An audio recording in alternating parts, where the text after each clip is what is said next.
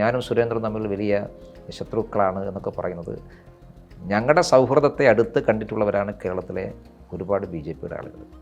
ഞങ്ങളുടെ സൗഹൃദത്തിൻ്റെ ഇടയിൽ സുരേന്ദ്രൻ പ്രസിഡൻ്റായപ്പോൾ ആദ്യം എന്നെയാണ് വിളിച്ചത്. അങ്ങനെ പക്ഷമില്ല എന്ന് എനിക്ക് സുരേന്ദ്രൻ നന്നായിട്ട് അറിയാലോ. ഞങ്ങൾ തമ്മിലെ വിഷയങ്ങൾ അഭിപ്രായ വ്യത്യാസം ഉണ്ടാകും. അത് നേരത്തെ ഉണ്ടായിട്ടുണ്ട്. ശോഭാ സുരേന്ദ്രൻ BJPയുടെ ഏറ്റവും പ്രധാനപ്പെട്ട നേതാവാണ്. പാർട്ടിയുടെ സംസ്ഥാന ജനറൽ സെക്രട്ടറി ആയിരുന്നവർ. എന്നെ പരിഗണിക്കുന്നു എന്നുള്ള തോന്നൽ എനിക്കുണ്ടാകുമ്പോഴാണല്ലോ ഞാൻ സാറ്റിസ്ഫൈഡ് ആവുക. അപ്പോൾ എന്നെ അവഗണിക്കുന്നു എന്നുള്ള ഒരു തോന്നൽ എനിക്കുണ്ടാകുമ്പോൾ എന്താ ചെയ്യേണ്ടത്? അതവരെ പറഞ്ഞ് ബോധ്യപ്പെടുത്തി എന്താണ് അവരുടെ പ്രയാസം എന്ന് പരിഹരിക്കാൻ വേണ്ടിയിട്ടുള്ള ശ്രമം ഉണ്ടാവണമായിരുന്നു. ആ ശ്രമം ഇടക്കാലത്ത് ഇല്ലാതായി പോയിട്ടുണ്ടാകാം. ഞാൻ ആദ്യമായിട്ട് ശോഭാ സുരേന്ദ്രനെ കാണുകയും ഇവിടെ പ്രസംഗം കേൾക്കുകയെന്നാണ്.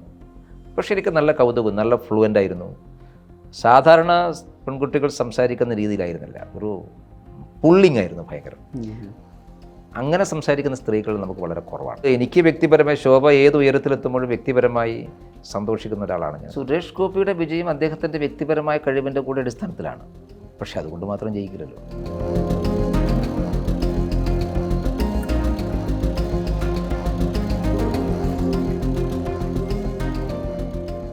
ഇപ്പോൾ സമാനമായൊരു സ്ട്രാറ്റജി എന്ന് വേണമെങ്കിൽ പറയാവുന്ന സാധനമാണ് സുരേഷ് ഗോപിയുടെ BJP പ്രവേശം. അത് ഒരു മണ്ഡലം ത്തിൽ വിജയിച്ച് ഒരു അട്ടിമറി വിജയം നേടുന്ന രീതിയിലെത്തുന്നു. ഇവിടുന്ന് പാർലമെൻറ്റിലേക്ക് പോകുന്നു. നേരത്തെ നമുക്ക് രാജ്യസഭാംഗങ്ങളെയാണ് പരിചയം BJPയുടെ ഭാഗത്തു നിന്ന്. പക്ഷേ ഈ പാലക്കാടിൻ്റെ തിരിച്ചടിയുടെ പിന്നാലെ വീണ്ടും ഒരു ഡിബേറ്റ് ഓണാവുന്നുണ്ട്. അതായത് സുരേഷ് ഗോപിയുടേത് എന്ന് പറയുന്നത് അദ്ദേഹത്തിൻ്റെ ഒരു പൊതുസമ്മതത്വ തോന്നിയ വിജയമായിരുന്നു. BJPയുടെ ഒരു സുസംഘടിതമായ സംഘടനാ സംവിധാനത്തിൻ്റെയോ അല്ലെങ്കിൽ BJPയിലൂടെ സംഭവിച്ചൊരു വിജയമല്ല എന്നുള്ള രീതിയിൽ അതുകൂടി ശ്രദ്ധയിൽപ്പെടുന്നുണ്ടോ? അല്ല, സുരേഷ് ഗോപിയുടെ വിജയം അദ്ദേഹത്തിൻ്റെ വ്യക്തിപരമായ കഴിവിൻ്റെ കൂടെ അടിസ്ഥാനത്തിലാണ്. പക്ഷെ അതുകൊണ്ട് മാത്രം ജയിക്കില്ലല്ലോ.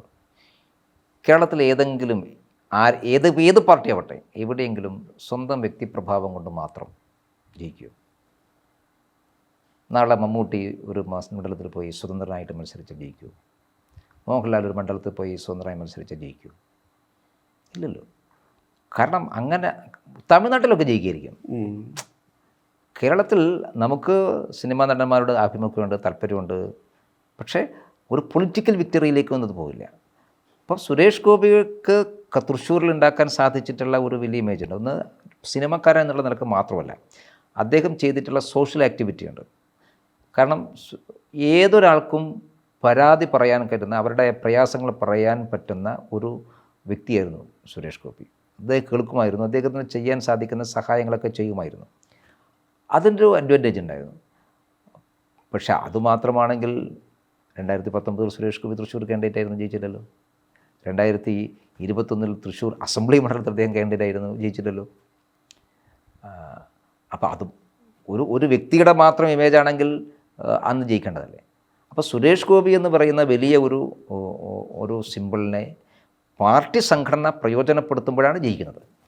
ഞങ്ങൾ തൃശ്ശൂരിൽ സുരേഷ് ഗോപിയുടെ സ്ഥാനാർത്ഥിത്വം വലിയ അഡ്വാൻറ്റേജ് ആയിരുന്നു.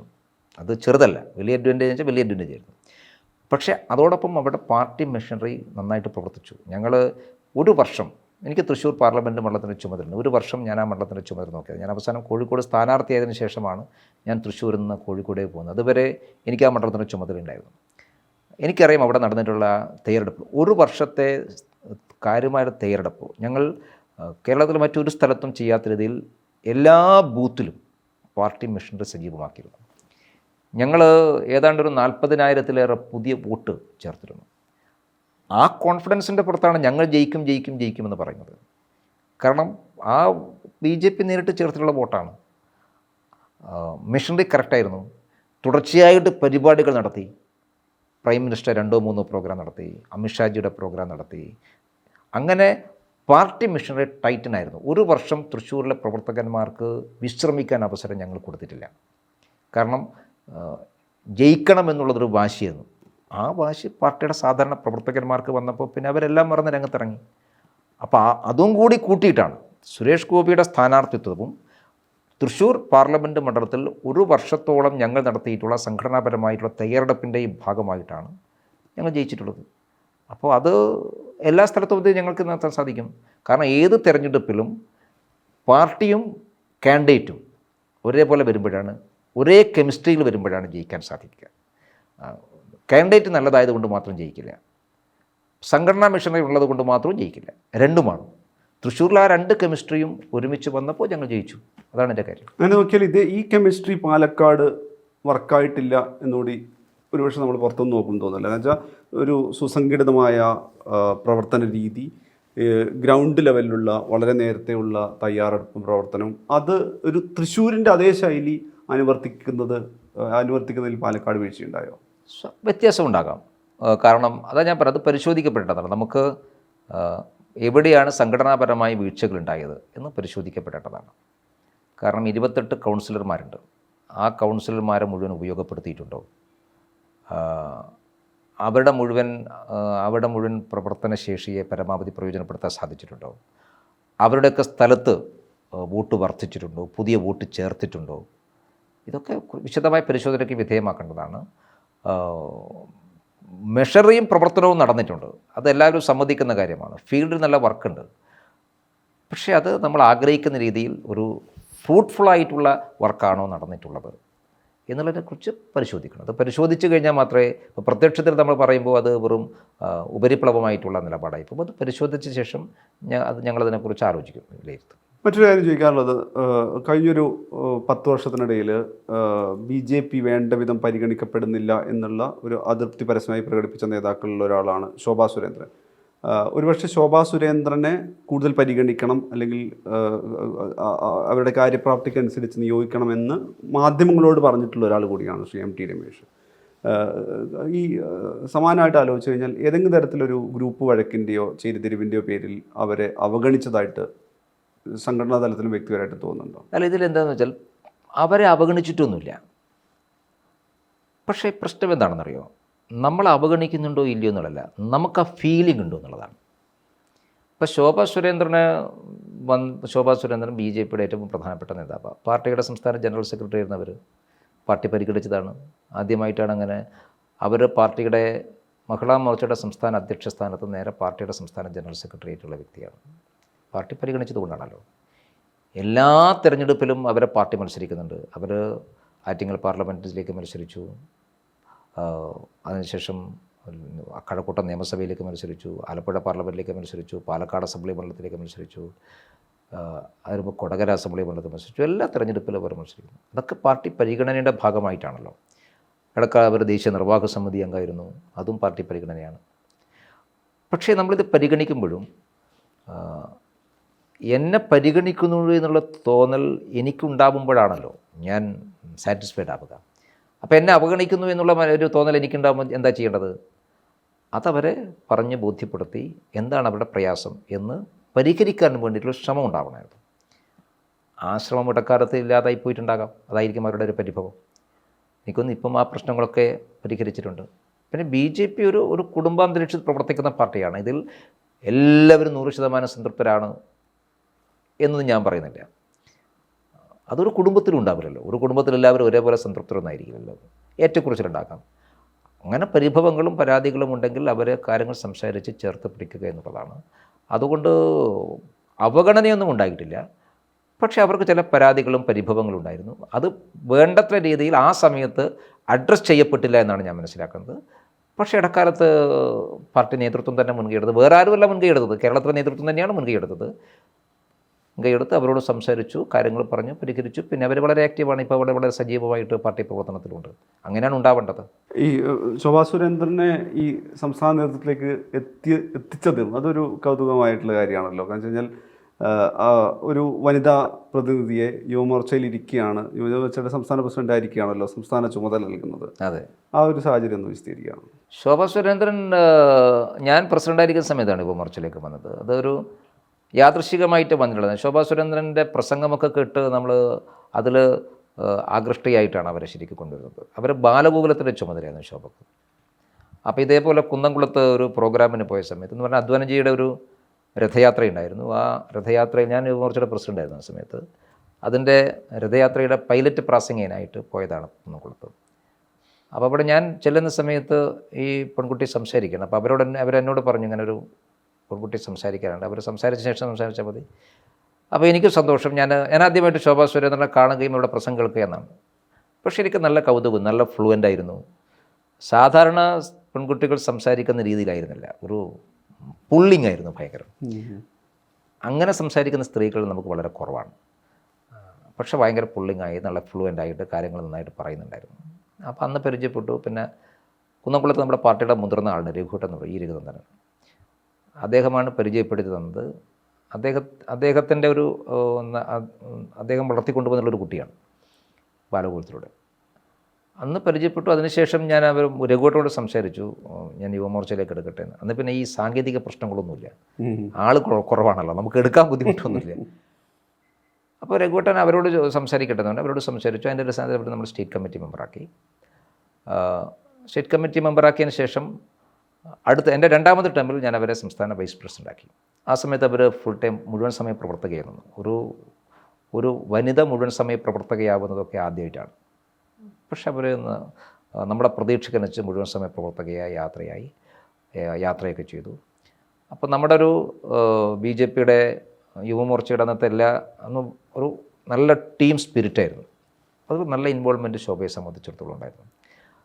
അപ്പോൾ അതുകൊണ്ട് എനിക്ക് വ്യക്തിപരമായി ശോഭ ഏത് ഉയരത്തിലെത്തുമ്പോഴും വ്യക്തിപരമായി സന്തോഷിക്കുന്ന ഒരാളാണ് ഞാൻ. കാരണം നമ്മളൊരു പരിശ്രമം പാഴായിട്ടില്ല എന്ന് നമ്മൾ തോന്നുമ്പോഴാണല്ലോ, നമുക്ക് നമ്മുടെ കാലഘട്ടത്തിൽ നാം കൈപിടിച്ചു കൊണ്ടുവരുന്ന ഒരാൾ നമ്മളെക്കാൾ മേലെ എത്തുമ്പോഴാണ് നമുക്കൊരു സന്തോഷം ഉണ്ടാകുന്നത്.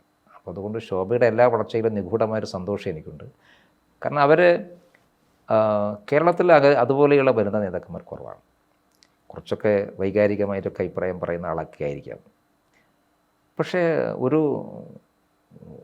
തീവ്രതയോടുകൂടി കാര്യങ്ങൾ ഇടപെടുന്ന, അതിനുവേണ്ടി അവസാനം വരെ നിൽക്കുന്ന, കാര്യങ്ങളിൽ ആരെയും കൂസാതെ സംസാരിക്കുന്ന, അങ്ങനെയൊക്കെയുള്ള മഹിളാ നേതാക്കന്മാർ കേരളത്തിൽ വളരെ വളരെ അപൂർവമാണ്.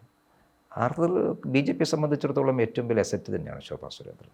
അവർക്ക് ഇനിയും ഒരുപാട് സാധ്യതകൾ BJP രാഷ്ട്രീയത്തിലുണ്ട് എന്ന് വിശ്വസിക്കുന്ന ഒരാളാണ്. ഈ BJPയുടെ കാര്യത്തിൽ എപ്പോഴും ദേശീയ രാഷ്ട്രീയത്തിലെ പ്രാതിനിധ്യം പരിഗണിച്ച് നോക്കുമ്പോൾ കേരളത്തിൽ ദേശീയ രാഷ്ട്രീയത്തിലേക്ക് ഈ പറഞ്ഞ പാർലമെൻ്ററി പൊളിറ്റിക്സിൽ വലുതായി കോൺട്രിബ്യൂട്ട് ചെയ്യാത്തത് കൊണ്ടും പിന്നെ പലപ്പോഴും ഇവിടുത്തെ പടലപ്പിണക്കങ്ങളും ഗ്രൂപ്പ് തർക്കങ്ങളും വാർത്തയാവുന്നതുകൊണ്ടും കേരളത്തിലെ BJP KJP എന്നുള്ള രീതിയിലുള്ള ഒരു പരിഹാസം ഒരുപക്ഷെ അണികളോ അല്ലെങ്കിൽ BJPയുടെ ഒരു സൈബർ സംഘമൊക്കെ ആളുള്ളവർ എന്തെങ്കിലും ഒരു പ്രത്യേക വിഷയം പറയുമ്പോൾ ഉന്നയിക്കാറുണ്ട്. നിലവിൽ ഇപ്പോൾ ഞാൻ പറയുന്നത് ശോഭാ സുരേന്ദ്രൻ എന്ന് പറഞ്ഞ അകന്നു നിന്ന് നേതാവ് ഇത് ചെയ്യുന്നു. ഇപ്പോൾ ഈ പരാജയത്തിൻ്റെ പശ്ചാത്തലത്തിൽ, തൃശ്ശൂരിൻ്റെ പശ്ചാത്തലത്തിൽ ഇവിടെ ഒരൊറ്റ മനസ്സായി ഒറ്റക്കെട്ടായി പാർട്ടി മുന്നോട്ട് പോകുന്ന സാഹചര്യമാണ് ഉള്ളത്? അതോ നിലവിലെ ഈ തിരിച്ചടിയുടെ സാഹചര്യത്തിൽ അത്തരൊരു സാഹചര്യം ആഗ്രഹിക്കുന്ന ഘട്ടത്തിലാണോ ഉള്ളത്? അങ്ങനത്തെ ഒരു വിഷയവും കേരളത്തിലില്ല. കേരളത്തിൽ ഈ പറയുന്നത് ഇതൊക്കെ BJPയുടെ ദൈനംദിന പ്രവർത്തനത്തിൽ പങ്കാളികളല്ലാത്ത കുറേ ആളുകളുണ്ടല്ലോ, അവരാണ് ഇതൊക്കെ എഴുതി വിടുന്നത്. ചില ഓൺലൈൻ മീഡിയ, അതിലെ സ്വാധീനം, പിന്നെ ഇപ്പോൾ ഫേസ്ബുക്കൊക്കെ വളരെ സജീവമായതുകൊണ്ട് അതിലൊക്കെ അഭിപ്രായം പറയുന്നവരാരാണെന്ന് പോലും നമുക്കറിയില്ല. അപ്പോൾ അവരൊരു നിലപാടങ്ങ് എടുക്കുകയാണ്. അപ്പോൾ ചില പാർട്ടിക്കൊരു സെറ്റ് ബാക്ക് ഉണ്ടാകുമ്പോൾ ഇപ്പോൾ പാലക്കാട് നമുക്ക് വോട്ട് കുറഞ്ഞപ്പോൾ ആളുകളെല്ലാവരും കൂടി ഈ കടന്നൽക്കൂട്ടത്തെ പോലെ സോഷ്യൽ മീഡിയയിൽ വരും. അതിൽ കുറേ ആളുകൾ ശരിയല്ലേ എന്ന് ചോദിക്കുന്നവരുണ്ടാകും. അതങ്ങനെ തന്നെ പുറകോട്ട് പോകും. ഞങ്ങൾ അതിനനുസരിച്ച് സോഷ്യൽ മീഡിയ പ്ലാറ്റ്ഫോമിൽ ആളുകളുടെ അഭിപ്രായത്തിനനുസരിച്ച് ഏതെങ്കിലും പാർട്ടിക്ക് തീരുമാനമെടുക്കാൻ പറ്റുമോ? ഒരു പാർട്ടിക്ക് തീരുമാനമെടുക്കും. ഞങ്ങളത് അതിൻ്റെ വഴിക്ക് നടക്കട്ടെ, ഞങ്ങളുടേതായ തീരുമാനങ്ങളായി മുമ്പോട്ട് പോകും. ഇതിൽ ഏതെങ്കിലും തരത്തിൽ അഭിപ്രായ വ്യത്യാസം ആർക്കെങ്കിലും ഉണ്ടെങ്കിൽ ഞങ്ങൾ പരിഹരിക്കും. ഞങ്ങളാണ് പരിഹരിക്കേണ്ടത്, വേറെ ആരും പരിഹരിക്കാൻ വരില്ല. BJPയുടെ കേന്ദ്ര നേതൃത്വം എപ്പോഴും ഞങ്ങളോട് പറഞ്ഞിട്ടുള്ളത്, എന്തെങ്കിലും പ്രശ്നങ്ങളുണ്ടെങ്കിൽ നിങ്ങൾ അവിടെ തന്നെ തീർക്കണം, അല്ലാതെ പ്രശ്നങ്ങളുമായിട്ട് ഡൽഹിയിലേക്ക് വരുന്ന ഏർപ്പാട് അത് കോൺഗ്രസിൻ്റെ ഏർപ്പാടാണ്. ഇവിടെ എന്തെങ്കിലും ഒരു പ്രശ്നമുണ്ടെങ്കിൽ നേരെ ഡൽഹിയിൽ പോവുക. ഡൽഹിയിലൊരു പ്രശ്നവും തീർക്കില്ല. പ്രശ്നങ്ങളുണ്ടെങ്കിൽ കേരളത്തിന് തീർക്കണം. നിങ്ങൾ പരസ്പരം സംസാരിച്ച് തീർക്കണം. ഞങ്ങളതാണ് ചെയ്തുകൊണ്ടിരിക്കുന്നത്. ഞങ്ങൾ എന്തെങ്കിലും വിഷയങ്ങൾ വിശദമായിട്ട് കോർ ഗ്രൂപ്പ് കൂടുമ്പോൾ ചർച്ച ചെയ്ത് എന്തെങ്കിലും വിഷയം ഉണ്ടെങ്കിൽ പരിഹരിക്കും. ഇനി ഞങ്ങൾക്ക് പരിഹരിക്കാൻ പറ്റാത്ത എന്തെങ്കിലും വിഷയങ്ങളുണ്ടെങ്കിൽ പാർട്ടിയുടെ കേന്ദ്ര നേതാക്കന്മാരായിട്ടുള്ള ആളുകൾ കേരളത്തിൽ വരുമ്പോൾ അവരോട് പരിഹരിക്കാൻ വേണ്ടി പറയും. ഇനി അവർക്കാർക്കും പരിഹരിക്കാൻ സാധിക്കുന്നില്ല, ഞങ്ങൾ സംഘത്തിൽ ഏതെങ്കിലും മുതിർന്ന ആളുകളെ ആശ്രയിക്കും പരിഹരിക്കാൻ വേണ്ടി. ഇങ്ങനെ ഞങ്ങൾക്ക് ഞങ്ങളുടേതായിട്ടുള്ള വഴികളുണ്ട്. പ്രശ്നങ്ങളുമായിട്ട് ഡൽഹിയിൽ പോയിട്ട് പരിഹാരം ഉണ്ടാക്കുന്ന രീതി അത് BJPക്കില്ല. ഏത് പ്രശ്നമുണ്ടെങ്കിലും അത് അവിടെ തന്നെ പരിഹരിക്കണം. അതുകൊണ്ട് കേന്ദ്ര നേതൃത്വത്തിൻ്റെ കത്തയച്ചു, കേന്ദ്ര നേതൃത്വം ഇടപെടുന്നു. ഇതൊക്കെ ബാക്കി എല്ലാ രാഷ്ട്രീയ പാർട്ടികളിലും അങ്ങനെയാണ് എന്നുള്ളത് കൊണ്ട് BJPയിലും അങ്ങനെയാണെന്നുള്ളത്. BJP അങ്ങനത്തെ ഒരു പാർട്ടിയല്ല. നമുക്ക് എന്തെങ്കിലും ഒരു പ്രശ്നം ഉണ്ടായാലും ഉടനെ കേന്ദ്ര നേതൃത്വത്തിൻ്റെ കത്തയച്ചു, കേന്ദ്ര ഇടപെടില്ല, അങ്ങനെയൊന്നുമില്ല. അത് ഞങ്ങൾക്കറിയാമില്ല എന്ന്, പക്ഷേ പുറത്തുള്ള ആൾക്കാർക്ക് അത് അറിയില്ലല്ലോ. അപ്പോൾ ചില കാര്യങ്ങൾ നടക്കുമ്പോൾ ഞങ്ങൾ മിണ്ടാതിരിക്കും. അത് കുറേ കഴിയുമ്പോൾ എന്തിനാ അതിന് വെറുതെ ഈ കല്ല് കടിച്ച് പല്ല് കളയാന്നറിയും. ഈ സോഷ്യൽ മീഡിയയിൽ നടക്കുന്ന ഈ ഒരു അത് കുറേ ആത്മാർത്ഥ കൊണ്ടാണ്, കുറേ താല്പര്യത്തിൻ്റെ പുറത്താണ്. ഇത് ഏതാണ് ആത്മാർത്ഥ ഏതാണ് താല്പര്യം എന്ന് തിരിച്ചറിയാനൊന്നും ആർക്കും സാധിക്കില്ല. അപ്പോൾ അതിൻ്റെ പിന്നാലെ പോയി കഴിഞ്ഞാൽ പിന്നെ നമുക്കതിനെ നേരെ ഉണ്ടാവും. ചില ആളുകൾ അതിൽ അഭിരമിച്ചു പോകും.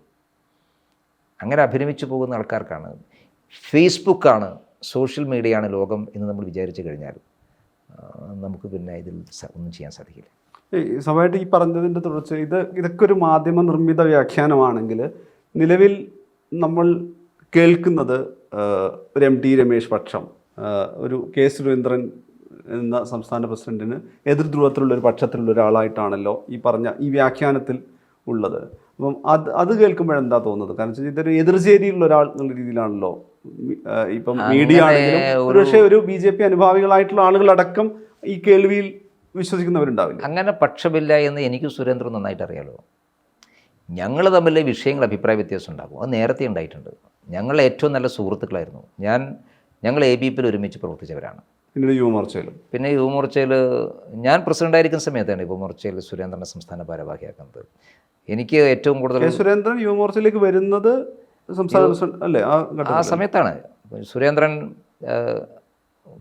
വിദ്യാർത്ഥി പരിഷത്തിൻ്റെ പ്രവർത്തനം അവസാനിപ്പിച്ച് വയനാട്ടിൽ ജോലി തേടിപ്പോയ സമയത്ത് കുറച്ചു കാലം യുവമോർച്ചയിലുണ്ടായിരുന്നു. അവിടുത്തെ ജില്ലയുടെ ചുമതലയുണ്ട്, വയനാട് ജില്ലയുടെ ചുമതലയുണ്ട്. അത് കഴിഞ്ഞ് അദ്ദേഹം വീണ്ടും ജോലിയായിട്ട് പോയി. രാഷ്ട്രീയമൊന്നുമില്ല സമയത്ത് ഞാൻ യുവമോർച്ചയിലേക്ക് വന്ന സമയത്ത് എൻ്റെ വ്യക്തിപരമായ താല്പര്യം കൊണ്ടായിരുന്നു. കാരണം ABPയിൽ ഞങ്ങൾ നല്ല ഫ്രണ്ട്സ് ആയതുകൊണ്ട് അന്നത്തെ ധാരാളം പഴയ ABPക്കാരെ ഞാൻ യുവമോർച്ചയിലേക്ക് കൊണ്ടുവന്നിട്ടുണ്ട്.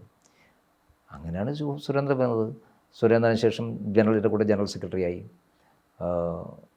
സുരേന്ദ്രൻ യുവമോർച്ചയുടെ പ്രസിഡൻ്റായിരിക്കുന്ന സമയത്ത് ഞാൻ യുവമോർച്ചയുടെ പ്രഭാരിയായിരുന്നു, ഇൻചാർജായിരുന്നു. അതുകൊണ്ട് അന്നും പല കാര്യങ്ങൾ അഭിപ്രായ വ്യത്യാസമുണ്ട്, ഇന്നും അഭിപ്രായ വ്യത്യാസം ഉണ്ടാകും. പക്ഷേ അതിനപ്പുറത്തേക്ക് ഞങ്ങൾ തമ്മിൽ ഒരു സൗഹൃദമുണ്ട്. ആ സൗഹൃദം എനിക്കും അറിയാം, സുരേന്ദ്രനും അറിയാം. അതുകൊണ്ട് ഞങ്ങൾക്കതിൽ വലിയ പ്രശ്നവും വിഷമമൊന്നുമില്ല. ഇപ്പോഴും ഇപ്പോൾ അങ്ങനെ പക്ഷമാണെങ്കിൽ സുരേന്ദ്രൻ പ്രസിഡൻ്റായതിനു ശേഷം ഞാൻ ജനറൽ സെക്രട്ടറി ആവും. ആയല്ലോ. ഞങ്ങൾ തമ്മിൽ അങ്ങനെ പ്രശ്നമില്ലാത്തതുകൊണ്ടാണ്. പ്രധാനപ്പെട്ട സുരേന്ദ്രൻ പ്രസിഡൻ്റായതിനു ശേഷം അദ്ദേഹം ആദ്യം ഒരു ജാഥ നിശ്ചയിച്ചു. അതിന് ചുമതല അദ്ദേഹം എനിക്കാ തന്നത്. അങ്ങനെയാണെങ്കിൽ സുരേന്ദ്രൻ എനിക്ക് ചുമതല തരുമോ? ഞാൻ ചുമതല ഏറ്റെടുക്കുമോ? അങ്ങനെ പ്രശ്നം ഞാനും സുരേന്ദ്രനും ഇല്ല എന്ന് ഞങ്ങൾക്ക് നന്നായിട്ടറിയാം. ഞങ്ങളുടെ ഫാമിലിയും തമ്മിൽ നല്ല ബൗണ്ടിങ്ങുള്ളതാണ്.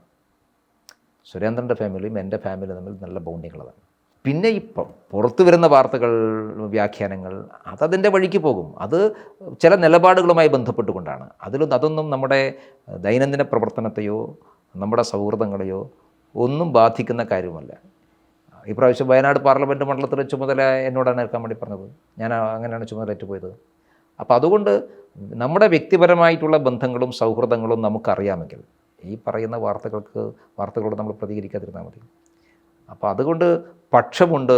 അങ്ങനെ ഞാൻ പറഞ്ഞല്ലോ, ഇന്നത്തെ കാലഘട്ടത്തിൽ ആൾക്കാർക്ക് പലതരം അഭിപ്രായങ്ങളുണ്ടാകാം. ഇപ്പോൾ ചിലർക്ക് ചില ആളുകളോട് ഇഷ്ടക്കൂടുതലുണ്ടാകാം, ഫാൻസ് അസോസിയേഷൻ ഉണ്ടാവാം, അങ്ങനെയൊക്കെ ഉണ്ടാകും. ചില ആളുകൾ വരുമ്പോൾ കൂടുതൽ താല്പര്യങ്ങളുണ്ടാവാം. അതൊക്കെ സ്വാഭാവികമാണ്. പക്ഷെ പാർട്ടി ഒരു തീരുമാനമെടുക്കുമ്പോൾ, പാർട്ടിക്കകത്ത് സംഘടനാപരമായ കാര്യങ്ങൾ വരുമ്പോൾ ഞങ്ങളെല്ലാം ഒരുമിച്ച് ചർച്ച ചെയ്തിട്ടാണ് തീരുമാനമെടുക്കാറ്. ഒരു ഘട്ടത്തിലും ഇപ്പം ഞാൻ കേരളത്തിൽ BJPയുടെ ഒരു 2008 മുതൽ 2006 മുതൽ BJPയുടെ സംസ്ഥാന കോർ ഗ്രൂപ്പ് മെമ്പറായിട്ട് പ്രവർത്തിക്കുന്ന ഒരാളാണ്. പാർട്ടിയുടെ കോർ ഗ്രൂപ്പിൽ ഒരു വിഷയത്തെക്കുറിച്ചും ഇന്നേ വരെ ഒരു അഭിപ്രായ വ്യത്യാസം, 2 ചേരികളായിരുന്നു സംസാരിക്കുക, അതിൻ്റെ പേരിൽ അഭിപ്രായ വ്യത്യാസം ഉണ്ടാവുക ഞാൻ ഇതേവരെ കണ്ടിട്ടില്ല. വിഷയങ്ങൾ അഭിപ്രായ വ്യത്യാസങ്ങൾ അങ്ങോട്ടും ഇങ്ങോട്ടും പറയും, പക്ഷേ ലാസ്റ്റ് മിനിറ്റിൽ തീരുമാനമാകുമ്പോൾ എല്ലാവരും ഒരുമിച്ചാണ് തീരുമാനിക്കുക. അതാണ് BJPയുടെ വർക്കിംഗ് സ്റ്റൈല്. ബാക്കി വരുന്ന വാർത്തകളെന്ന് പറയുന്നത് ഞാനെല്ലാം മാധ്യമ സൃഷ്ടിയാണ് എന്നൊന്നും ഞാൻ പറഞ്ഞത് എന്താ പറയുക, തള്ളുന്നില്ല. എന്തുകൊണ്ടാണ് മാധ്യമങ്ങൾ വരുന്നത് വെച്ചാൽ, കുറച്ചുകൂടി താഴോട്ട് വരുമ്പോൾ ആൾക്കാർക്ക് ചില ആൾക്കാരോട് ഇഷ്ടവും ചില ആൾക്കാരോട് ഇഷ്ടക്കേടുണ്ടാവും. ചില ആൾക്കാർക്ക് സുരേന്ദ്രനോട് ഇഷ്ടമുണ്ടാകും, ചില ആൾക്കാർക്ക് സുരേന്ദ്രനോട് ഇഷ്ടക്കേടുണ്ടാകും. ഇത് തിരിച്ചു, ചില ആൾക്കാർക്ക് എന്നോട് ഇഷ്ടമുണ്ടാകും, എന്നോട് ഇഷ്ടക്കേടുണ്ടാകും. ആ ഇഷ്ടവും ഇഷ്ടക്കേടുകളും അവർ താഴെ പ്രകടിപ്പിക്കും. അങ്ങനെ പ്രകടിക്കുന്ന സമയത്താണ് ഈ പ്രശ്നങ്ങൾ ഉണ്ടാക്കുക. ഞാൻ പറയുന്നത് പക്ഷേ പാർട്ടിയുടെ ഒരു സംസ്ഥാന ടീം എന്നുള്ള നിലക്ക് ഇതൊന്നും ഞങ്ങളെ ബാധിക്കാറില്ല, അതിനനുസരിച്ചൊരു തീരുമാനം എടുക്കാറില്ല. അപ്പോൾ അത് പ്രധാനപ്പെട്ട എല്ലാ വിഷയങ്ങളും ഒരുമിച്ച് മുമ്പോട്ട് പോകുന്നുണ്ട്, അത് ഇനിയും മുമ്പോട്ട് പോകുന്നത് ചെയ്യും. BJP അഭിപ്രായം അടിച്ചേൽപ്പിക്കുന്നില്ല, അഭിപ്രായ വ്യത്യാസം ഉണ്ടാകും. അഭിപ്രായ വ്യത്യാസം തുറന്ന് പറയും. ഞങ്ങളെ പഠിപ്പിച്ചിട്ടുള്ളത് നിങ്ങൾക്ക് നിങ്ങളുടെ അഭിപ്രായം പറയാം, അഭിപ്രായ വ്യത്യാസം രേഖപ്പെടുത്താം, പക്ഷേ പാർട്ടിയുടെ തീരുമാനമെടുത്താൽ തീരുമാനമാണ്. ആ തീരുമാനമാണ് പ്രസിഡന്റ് പുറത്ത് പറയുക. പ്രസിഡന്റ് പുറത്ത് പറയുന്ന തീരുമാനത്തിൻ്റെ കൂടെ നിൽക്കലാണ് നമ്മളെല്ലാവരുടെയും ജോലി. അത് നമ്മൾ കൃത്യമായി നിറവേറ്റുന്നുണ്ട്. അപ്പോൾ അതുകൊണ്ട് ബാക്കി ഞാനും സുരേന്ദ്രനും തമ്മിൽ വലിയ ശത്രുക്കളാണ് എന്നൊക്കെ പറയുന്നത്, ഞങ്ങളുടെ സൗഹൃദത്തെ അടുത്ത് കണ്ടിട്ടുള്ളവരാണ് കേരളത്തിലെ ഒരുപാട് BJPയുടെ ആളുകൾ, ഞങ്ങളുടെ സൗഹൃദത്തിൻ്റെ ആളുകൾ. അതൊരു സുപ്രഭാതത്തിൽ ഇല്ലാതാകാൻ വേണ്ടി പോകുന്ന ആളുമല്ല. അതിപ്പോൾ ചുമതല വന്നാലും ചുമതല മാറിയാലും. സുരേന്ദ്രൻ പ്രസിഡൻ്റായപ്പോൾ ആദ്യം എന്നെയാണ് വിളിച്ചത്, എത്ര ഈ വിരുദ്ധ ചേരിയിലുള്ള ഒരാൾ വിളിക്കില്ലല്ലോ. അപ്പം ഞങ്ങളുടെ സൗഹൃദത്തിൻ്റെ ആഴമുണ്ട്. അതിൻ്റെ അർത്ഥമെന്ന് പറയുന്നത് ഞങ്ങൾ തമ്മിൽ അഭിപ്രായ വ്യത്യാസമില്ലെന്നല്ല, നിലപാടുകൾ അഭിപ്രായ വ്യത്യാസമുണ്ട്. പക്ഷേ അഭിപ്രായ വ്യത്യാസത്തിനപ്പുറത്ത് ഒരു ടീം എന്നുള്ള നിലക്ക് അദ്ദേഹത്തിൻ്റെ കൂടെ ജനറൽ സെക്രട്ടറി ആയിരിക്കാൻ ഞാൻ സംതൃപ്തനാണ്. ഒരു ജനറൽ സെക്രട്ടറി എന്നുള്ള നിലക്ക് അദ്ദേഹത്തോട് 100% നീതി ഞാൻ പുലർത്തുന്നുണ്ട് എന്നാണ് സുരേന്ദ്രൻ മനസ്സിലാക്കുന്നതാണ് എൻ്റെ ഈ വിശ്വാസം. അതുകൊണ്ടാണ് ഞങ്ങൾ മുമ്പോട്ട് പോകുന്നത്. ഇതേ കാര്യം പറയാം. ഇപ്പം മുതിർന്ന നേതാക്കൾ ഇപ്പോൾ പിന്നെ മുമ്പ് PP മുകുന്ദൻ പറഞ്ഞിട്ടുണ്ട്, ഈ മെമ്പർഷിപ്പിന് വേണ്ടിയിട്ട് മെസ്സേജ് അയക്കേണ്ടി വന്ന കാര്യം പറഞ്ഞിട്ടുണ്ട്. ഇപ്പം CKP പോലുള്ള വളരെ പ്രബലതയുണ്ടായിരുന്ന സംസ്ഥാന അധ്യക്ഷനായിട്ടുണ്ടായിരുന്ന ആൾക്ക് സജീവതയിലില്ല. പലരും അങ്ങനെ ഒരു പ്രധാന പദവിയിലുള്ളവർ വിട്ടുപോയ സാഹചര്യമൊക്കെ ഉണ്ടായിട്ടുണ്ട്. ഈ മുതിർന്ന നേതാക്കളെ ആ വിധത്തിൽ ഒരു കമ്മ്യൂണിക്കേറ്റ് ചെയ്ത് കൺസിഡർ ചെയ്യുന്ന കാര്യത്തിൽ ഏതെങ്കിലും തരത്തിലുള്ള പാളിച്ചകൾ ഉണ്ടായിട്ടുണ്ടോ? അത് എവിടെയെങ്കിലും കുറവ് അവർക്ക് ഫീൽ ചെയ്യുന്നുണ്ടെങ്കിൽ ഇത് പരിഹരിക്കപ്പെടണം. കാരണം ഈ മുതിർന്ന നേതാക്കന്മാരാണല്ലോ കേരളത്തിൽ BJP ഉണ്ടാക്കിയത്. ഇന്നാണല്ലോ നമുക്ക് അംഗീകാരങ്ങളും കാര്യങ്ങളൊക്കെ വന്നിട്ടുള്ളത്. ഇതൊന്നുമില്ലാത്ത സന്ദർഭത്തിൽ ഈ പാർട്ടിക്ക് നേതൃത്വം കൊടുത്തിട്ടുള്ളത് അവരാണ്. അപ്പോൾ കാലം കഴിയുമ്പോൾ ഒരുപക്ഷെ അവർ ദൈനംദിന പ്രവർത്തനത്തിൽ നിന്ന് അവർക്ക് പഴയതുപോലെ ഇല്ലായിരിക്കാം. അപ്പോൾ അവർ പരിഗണിക്കപ്പെടുന്നുണ്ട് എന്ന് അവർക്ക് തോന്നി. ഞാൻ നേരത്തെയും പറഞ്ഞതാണ്, ഈ പരിഗണിക്കുന്നുണ്ടോ എന്ന് ചോദിച്ചാൽ ഒറ്റയടിക്ക് ടെക്നിക്കലാണ്, പരിഗണിക്കുന്നുണ്ട്. പക്ഷേ ഞാൻ പരിഗണിക്കപ്പെടുന്നുണ്ടെന്ന് എനിക്ക് കൂടി തോന്നണ്ടേ? അപ്പോൾ പരിഗണിക്കപ്പെടുന്നു എന്ന തോന്നൽ അവരിൽ ഉണ്ടാക്കാൻ പുതിയ ആൾക്കാർക്ക്, ഞാൻ ഉൾപ്പെടെയുള്ള ആൾക്കാർക്കാണ് ബാധ്യത. അത് നമ്മൾ നിറവേറ്റണം. അത് പലപ്പോഴും സംഭവിക്കുന്നതെന്ന് വെച്ചാൽ പല ജില്ലകളിലും ആ ജില്ലയിലെ മുതിർന്ന ആളുകളെ പുതിയ നേതൃത്വത്തിലേക്ക് വരുന്നത്. ഇപ്പോൾ BJPയിലേക്ക് പ്രായപരിധി നിശ്ചയിച്ചു. പ്രായപരിധി എന്ന് വെച്ചാൽ ജില്ലാ പ്രസിഡന്റ് പ്രായപരിധി 55 വയസ്സാണ്, മണ്ഡലം പ്രസിഡന്റ് പ്രായപരിധി 45 വയസ്സാണ്. അപ്പോൾ കമ്പാരിറ്റീവ്ലി വളരെ യങ്ങായിട്ടുള്ള ആളുകളാണ് ചുമതലയിലേക്ക് വരിക. അപ്പോൾ അവർക്ക് അവരുടെ ഒരു 3 വർഷത്തെ കാലയളവ് ഈ കാര്യങ്ങൾ മുമ്പോട്ട് കൊണ്ടുപോകാൻ വേണ്ടിയിട്ടുള്ള തത്രപ്പാടിലായിരിക്കും അവർ. പക്ഷേ അതിന് തൊട്ട് മുമ്പ് പാർട്ടി ഒരു 10 വർഷം മുമ്പ് 5 വർഷം മുമ്പൊക്കെ ആ ജില്ലയിൽ പാർട്ടി പ്രവർത്തനത്തിന് നേതൃത്വം കൊടുത്ത ആളുകൾ ഇപ്പോൾ പ്രത്യക്ഷ ചുമതലയൊന്നും ഉണ്ടാവില്ല. അവരെ നമുക്കൊരു യോഗത്തിൽ വിളിച്ചിരുത്താൻ പറ്റില്ല. ഒരു യോഗത്തിലേക്ക് വിളിച്ചിരുത്തണമെങ്കിൽ അവർക്ക് ചുമതല വേണം. അവർക്ക് അങ്ങനെ ഇരുത്താൻ പറ്റുന്ന ചുമതല ഒരുപക്ഷെ ഉണ്ടായിരിക്കില്ല. അപ്പോൾ അങ്ങനെയുള്ള ആളുകളെ എങ്ങനെ അക്കോമഡേറ്റ് ചെയ്യും? പാർട്ടി ചുമതലയുടെ അക്കോമഡേറ്റ് ചെയ്യാൻ സാധിക്കില്ല. പക്ഷേ അവർക്കൊക്കെ ഇൻവോൾവ്മെൻ്റ് ഉണ്ടാക്കാൻ അത് നേതൃത്വത്തിലിരിക്കുന്ന ആൾ ചെയ്യേണ്ടതാണ്. അപ്പം നമ്മളൊരു നേതൃത്വത്തിലേക്ക് വന്നു കഴിഞ്ഞാൽ നമുക്ക് തൊട്ട് മുമ്പുള്ള ആളുകളെ മുഴുവൻ അവരെ ഹാപ്പിയാക്കണം, അവരെ കൂടെ ഇൻവോൾവ് ചെയ്യിക്കണം, ഏതെങ്കിലും തരത്തിൽ അവരെ പാർട്ടി വേദികളിലേക്ക് കൊണ്ടുവരണം എന്നുള്ള ഒരു മനസ്സ് നമുക്കുണ്ടെങ്കിൽ ഇത് പരിഹരിക്കാൻ സാധിക്കും. ഇതിപ്പോൾ ഈ വേഗതയിൽ പലപ്പോഴും ഈ മനസ്സുണ്ടാകുന്നില്ല എന്നുള്ളതാണ്. അപ്പോൾ അത് പരിഗണിക്കപ്പെടേണ്ട വിഷയമാണ്. കാരണം കേരളത്തിൽ BJPയുടെ ആദ്യകാലം നേതാക്കന്മാരെല്ലാവരും ആരും വിട്ടുപോയിട്ടില്ല. അവരെല്ലാവരും ഇന്നും പാർട്ടിയുടെ പല തരത്തിലുണ്ട്. അവർക്കൊക്കെ പല പരിഭവങ്ങളും പരാതികളൊക്കെ ഉണ്ട്, അത് വസ്തുതയാണ്. ചില ആളുകൾ പുറത്ത് പറയും, ചില ആളുകൾ പുറത്ത് പറയില്ല. അപ്പോൾ ഒരു ഘട്ടത്തിലും PP മുകുന്ദൻ അദ്ദേഹത്തിൻ്റെ ഏതെങ്കിലും പരാതിയോ പരിഭവോ പുറത്ത് പറഞ്ഞിട്ടുണ്ടോ? ഇല്ലല്ലോ. അതൊക്കെ വ്യക്തിപരമായിട്ടുള്ള ഓരോ ക്വാളിറ്റിയാണ്, നമ്മുടെ സംഘടന പഠിപ്പിച്ചതാണ്. പക്ഷെ അദ്ദേഹത്തിന് അവഗണിക്കപ്പെട്ടതായി അദ്ദേഹത്തിൻ്റെ ചുറ്റുമുള്ളവർക്ക് തോന്നിയിട്ടുണ്ടാവും. സ്വാഭാവികമാണ്. അദ്ദേഹമായിട്ടത് പറഞ്ഞിട്ടില്ല. അദ്ദേഹത്തിന് ഒരുപക്ഷെ വളരെ അടുത്ത് സംസാരിക്കുന്ന സമയത്ത് അദ്ദേഹത്തിൻ്റെ സംസാരം തോന്നിയിട്ടുണ്ടാകാം ആൾക്കാർക്ക്. പക്ഷെ പുറത്തൊന്നും അദ്ദേഹം പറഞ്ഞിട്ടില്ല. കേരളത്തിൽ അങ്ങനെയുള്ള ധാരാളം ആളുകളുണ്ട്. ഇപ്പോൾ ഉദാഹരണം രാമപിള്ള സാറുണ്ട്, CK പത്മനാഭനുണ്ട്, അങ്ങനെ ഒരു വലിയ നിരയുണ്ട്. അവരാണ് ഈ പാർട്ടി കേരളത്തിൽ ഉണ്ടാക്കിയത്. അപ്പോൾ അവരെല്ലാവരെയും പരിഗണിക്കപ്പെടണം വെച്ചാൽ അവർക്കെല്ലാവർക്കും ഇനി നമുക്ക് പോസ്റ്റ് കൊടുക്കാനൊന്നും സാധിക്കില്ല. പക്ഷേ പാർട്ടിയുടെ ദൈനംദിന പ്രവർത്തനം അവരറിയുകയും അവർക്ക് ഇൻവോൾവ്മെൻ്റ് ഉണ്ടെന്ന് അവർ തോന്നുകയും അവർ പരിഗണിക്കപ്പെടുന്നുണ്ടെന്ന് അവർക്ക് ബോധ്യപ്പെടുകയും അത് ജനങ്ങൾക്ക് ബോധ്യപ്പെടുകയും ചെയ്യുന്നത്. ഇതെല്ലാം ജനങ്ങൾക്ക് കൂടി ബോധ്യപ്പെടണമല്ലോ. അങ്ങനെ ജനങ്ങൾക്ക് കൂടി ബോധ്യപ്പെടുന്ന ഒരു സാഹചര്യം ഉണ്ടാക്കേണ്ടത് അനിവാര്യമാണെന്ന് വിശ്വസിക്കുന്ന ഒരാളാണ് ഞാൻ. അതിൻ്റെ എവിടെയെങ്കിലും കുറവുണ്ടെങ്കിൽ അത് പരിഹരിക്കപ്പെടേണ്ടതാണ്. എനിക്ക് കൗതുകരമായിട്ടൊരു നേരത്തെ പറഞ്ഞതിൽ ഈ പറഞ്ഞ അബ്ദുള്ളക്കുട്ടിയുടെ വരവ്, അനിൽ ആൻ്റണിയുടെ കാര്യം പറഞ്ഞത് ഈ പറഞ്ഞ മുസ്ലിം കമ്മ്യൂണിറ്റി അല്ലെങ്കിൽ മുസ്ലിം വിരുദ്ധരാണ് BJP എന്ന് പറയുന്നൊരു തോന്നലിനെന്ന്. സ്വാഭാവികമായിട്ടും നമ്മൾ നോക്കുകയാണെങ്കിൽ കേരളത്തിന് പുറത്ത് ഒരുപാട് ലിഞ്ചിങ് അടക്കമുള്ള കാര്യങ്ങൾ അല്ലെങ്കിൽ ഈ പറയുന്ന മുസ്ലിം വിദ്വേഷമുള്ള പരസ്യമായ സ്റ്റേറ്റ്മെൻറ്റുകൾ, കലാപാഹനങ്ങളൊക്കെ ഉണ്ടായിട്ട് കേരളത്തിലെ നേതാക്കളടക്കം ഒരു മതവിദ്വേഷം ജനിപ്പിക്കുന്ന, ഒരുപക്ഷെ ടെലിവിഷൻ ചർച്ചകളിലോ പുറത്തോ ഇലക്ഷൻ പ്രചരണങ്ങളിലടക്കം ഒരു മുസ്ലിം വിദ്വേഷം നടത്തുന്ന പരസ്യമായ പ്രസ്താവന അടക്കം നടത്തിയ സാഹചര്യമുണ്ട്. അതിൽ നിന്ന് വിഭിന്നമായിട്ടുള്ളൊരു സംഗതി തോന്നിയത് കഴിഞ്ഞ ലോക്സഭാ ഇലക്ഷനിൽ ക്യൂവിന് തന്നെ നൽകിയ അഭിമുഖത്തിൽ മുസ്ലിം ജനസമൂഹത്തിലോട് കൂടി കടന്നു ചെല്ലാൻ ഈ പറയുന്ന ക്രൈസ്തവ ഭവനങ്ങളിലെ സന്ദർശനത്തിന് സമാന്തരമായി നടത്തുമെന്ന് സംസ്ഥാന ജനറൽ സെക്രട്ടറി കൂടിയായ ശ്രീ MT രമേശ് പറഞ്ഞിട്ടുണ്ടായിരുന്നു. ഈ കാര്യത്തിൽ ഒരു പാർട്ടിയുടെയും വ്യക്തിപരമായിട്ടുള്ളൊരു കൃത്യമായൊരു അഭിപ്രായം ഏത് നിലയ്ക്കാണ്? നമ്മളൊരു ബഹുസ്വര സമൂഹത്തിൽ ജീവിക്കുന്ന ആളുകളാണ്. അപ്പം നമുക്ക് എല്ലാവരും വേണം. ഒരു വിഭാഗത്തെയും നമുക്ക് മാറ്റി നിർത്താൻ വേണ്ടി സാധിക്കില്ല. അപ്പോൾ എല്ലാവരും വേണമെന്ന് പറയുമ്പോൾ നമ്മളെല്ലാവർക്കും ആക്സസിബിൾ ആവണം. അത് നമ്മുടെ ഭാഷ, നമ്മുടെ ശരീരഘടന, നമ്മുടെ സമീപനം, ഇതൊക്കെ വളരെ പ്രധാനപ്പെട്ടതാണ്. അപ്പോൾ BJP സംബന്ധിച്ചിടത്തോളം പാർട്ടി എപ്പോഴും പറയുന്നത് എല്ലാവരെയും കൂട്ടിയോജിപ്പിച്ചു കൊണ്ട് മുമ്പോട്ട് പോകണം എന്നുള്ളത് തന്നെയാണ് നരേന്ദ്രമോദിയുടെ നിലപാട്. പ്രധാനമന്ത്രി എപ്പോഴും പറയുന്നത് അത് തന്നെയാണ്. അപ്പോൾ അതിൽ കേരളത്തിൽ കുറച്ച് പ്രയാസങ്ങളും ബുദ്ധിമുട്ടുകളുണ്ട്. കേരളത്തിൽ എളുപ്പമല്ല. പക്ഷേ ഞങ്ങൾ ബോധപൂർവമായിട്ടുള്ള പരിശ്രമം നടത്തുന്നുണ്ട്. ബോധപൂർവ്വ പരിശ്രമം നടത്തും. ക്രിസ്ത്യൻ ഭവനങ്ങളിലേക്ക് പോവുക എന്നുള്ളത് അതൊരു ഇലക്ഷൻ ഓറിയൻറ്റഡ് ആയിരുന്നില്ല. നമ്മൾ പാർട്ടി നടന്നത് ഇലക്ഷനോടനുബന്ധിച്ചാണ്. അത് ഞങ്ങൾ രണ്ടാമത് വീണ്ടും ഇലക്ഷൻ കഴിഞ്ഞ ശേഷം നടന്നു. നമ്മൾ പറഞ്ഞുള്ള ഒരിക്കലും ഇലക്ഷൻ ഓറിയൻറ്റഡ് ആവരുത് എന്നുള്ളതാണ്. അതുകൊണ്ട് ഞങ്ങൾ പോയപ്പോൾ ഞങ്ങൾ പാർട്ടിയുടെ ലഹരിയെ കൊണ്ടുപോവുകയോ അതൊന്നും ചെയ്തിട്ടില്ല. പൊളിറ്റിക്സേ സംസാരിക്കേണ്ടെന്ന് നമ്മൾ പറഞ്ഞത്. നമ്മൾ പാർട്ടി ഘടകങ്ങൾ കൊടുത്തിട്ടുള്ളത് ക്രിസ്മസിനായാലും ഈസ്റ്ററിലായാലും ക്രിസ്ത്യൻ ഭവനങ്ങളിൽ പോകുമ്പോൾ രാഷ്ട്രീയമേ സംസാരിക്കേണ്ട കാര്യമില്ല, സ്വാഭാവികമായിട്ടുള്ള കാര്യങ്ങളാണ്. അവരെ നമ്മൾ ഓണത്തിനും വിഷുവിനും ഇങ്ങോട്ടും ക്ഷണിക്കണം എന്നും പറഞ്ഞ് ചില സ്ഥലത്തൊക്കെ വിളിച്ചിട്ടുണ്ട്. ഈ പ്രാവശ്യവും നമ്മളത് ക്രിസ്മസിനെ ചെയ്യാൻ വേണ്ടി, ഇപ്പോൾ ഇലക്ഷനൊക്കെ കഴിഞ്ഞല്ലോ, ഇലക്ഷൻ മാത്രമാണെങ്കിൽ ഈ പ്രാവശ്യം ചെയ്യേണ്ട കാര്യമില്ലല്ലോ, ഈ പ്രാവശ്യം ചെയ്യാൻ വേണ്ടി അതൊരു കമ്മ്യൂണിക്കേഷൻ നിലനിർത്താൻ വേണ്ടിയിട്ടാണ്. ഒരു എക്സ്റ്റെൻറ്റ് വരെ മുസ്ലിം സമൂഹമായിട്ടും അങ്ങനെയുള്ള ബന്ധം ഉണ്ടാക്കണം. അപ്പോൾ അതും നമ്മുടെ അങ്ങനെ ഒരു നിശ്ചിതമായ പദ്ധതി മുസ്ലിം സമുദായത്തിൻ്റെ കാര്യത്തിൽ അങ്ങനെ ഒരു പ്ലാൻ ഉണ്ടായിട്ടില്ലല്ലോ, ഇതുപോലെ ഇല്ലല്ലോ, അങ്ങനെ ഉണ്ടായിട്ടില്ല. നമ്മൾ പക്ഷേ മെല്ലെ ഒരു ശ്രമമുണ്ട്. അത് ഒറ്റയടിക്ക് നമുക്ക് നടത്താൻ സാധിക്കാത്ത ചില വിഷയങ്ങളും ഉണ്ട്. ഒരേ സമയം ഈ രണ്ട് പരിഗണന വരാത്തത് എന്താണ്? അല്ല, ക്രിസ്ത്യൻ കമ്മ്യൂണിറ്റിയാണ് കുറച്ചുകൂടി BJPയോട് ആദ്യം അടുത്തിരുന്നത്. അപ്പോൾ അതുകൊണ്ട് അത് ഞങ്ങൾ കുറച്ചുകൂടി ഉണ്ട്.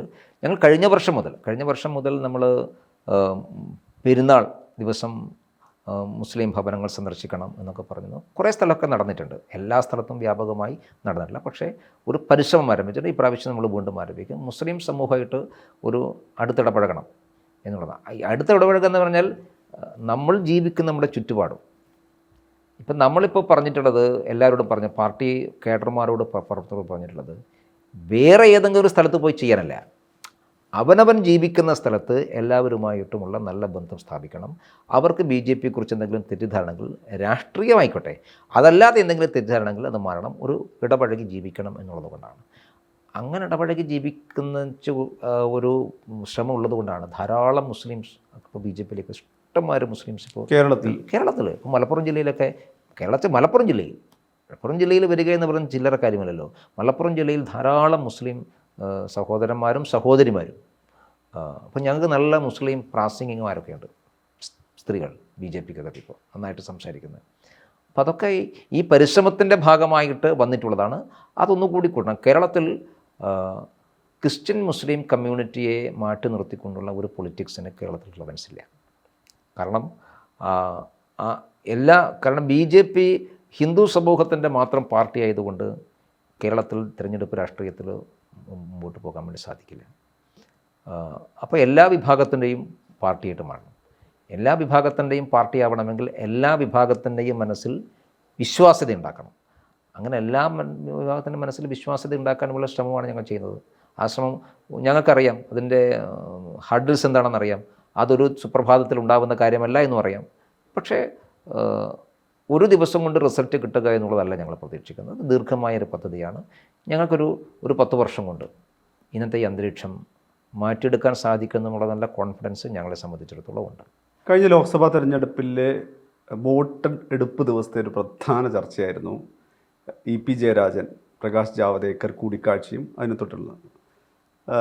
ഒരുപക്ഷെ അതിൻ്റെ തുടർച്ചയിൽ എപ്പോഴും നടന്നത് ഇത്തവണ പാലക്കാട് ഇലക്ഷൻ സമയത്തും നമ്മൾ വിഷ്വലിൽ CPM BJP നേതാക്കൾ ഒന്നിച്ച് നിൽക്കുന്ന വിഷ്വൽ കാണിച്ചിട്ട് ഇവർക്കിടയിൽ ഐക്യം, അതായത് എല്ലാ കാലത്തും CPM UDF BJP ഐക്യത്തെക്കുറിച്ച് ഒരു ആരോപണം ഉന്നയിക്കാറുണ്ട് ഇലക്ഷൻ കാലഘട്ടത്തിൽ. ഇതേപോലെ തന്നെ ഇപ്പുറത്ത് കോൺഗ്രസ് BJP CP ഇപ്പം സന്ദീപ് വാര്യർ തന്നെ പറയുന്നത് കണ്ടിട്ടുണ്ടായിരുന്നു.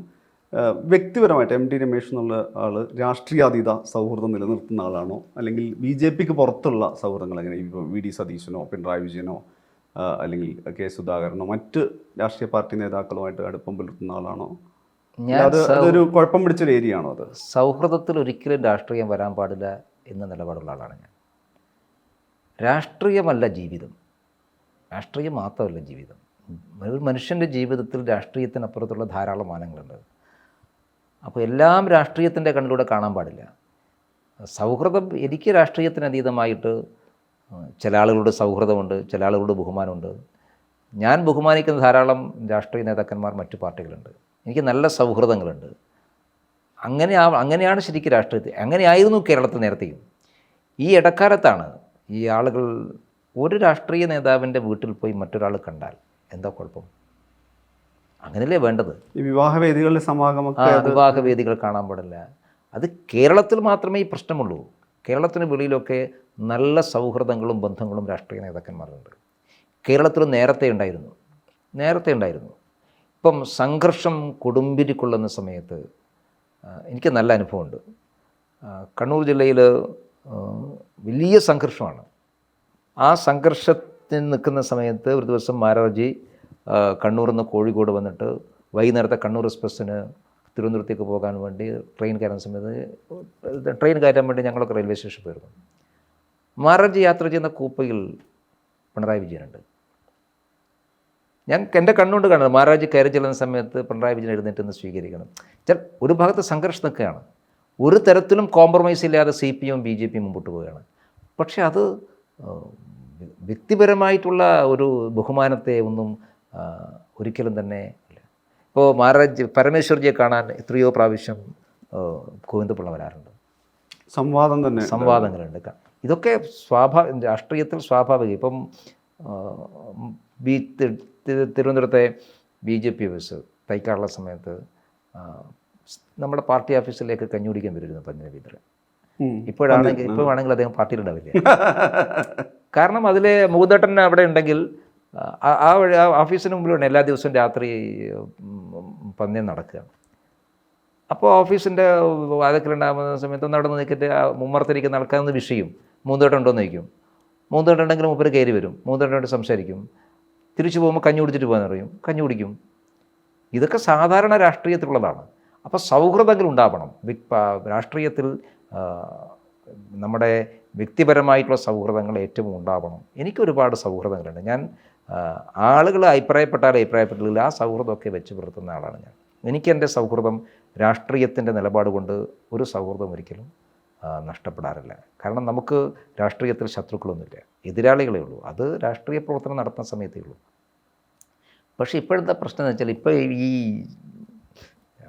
നവമാധ്യമങ്ങൾ സജീവമായപ്പോൾ, പിന്നെ ഈ വിഷ്വൽ മീഡിയയുടെ ഇമ്പോർട്ടൻസ് വലുത് വന്നപ്പോൾ അവിടെ നടക്കുന്ന വാഗ്വാദങ്ങളൊക്കെ വ്യക്തിപരമായി മാറുകയാണ്.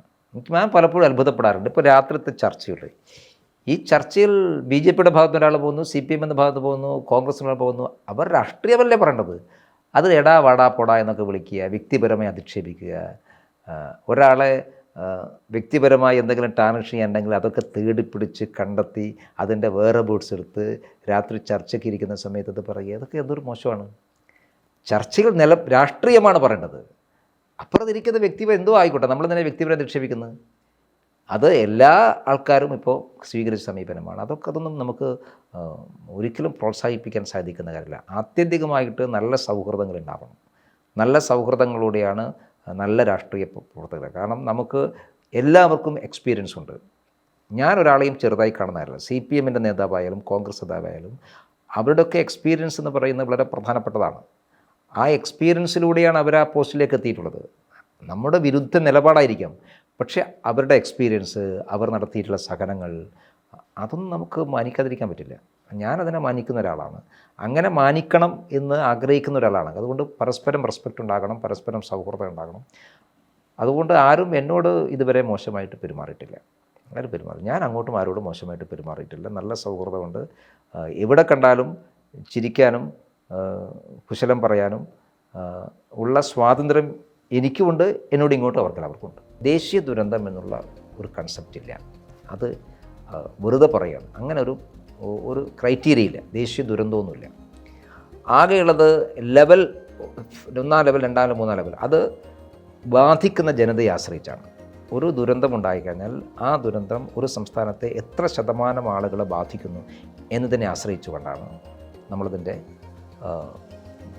ലെവൽ നിശ്ചയിക്കുക. ഗ്രാവിറ്റി കണക്കാക്കിക്കൊണ്ട് മാത്രം. ചിലപ്പോൾ ഭയങ്കര ഗ്രാവിറ്റി ഉണ്ടാകും.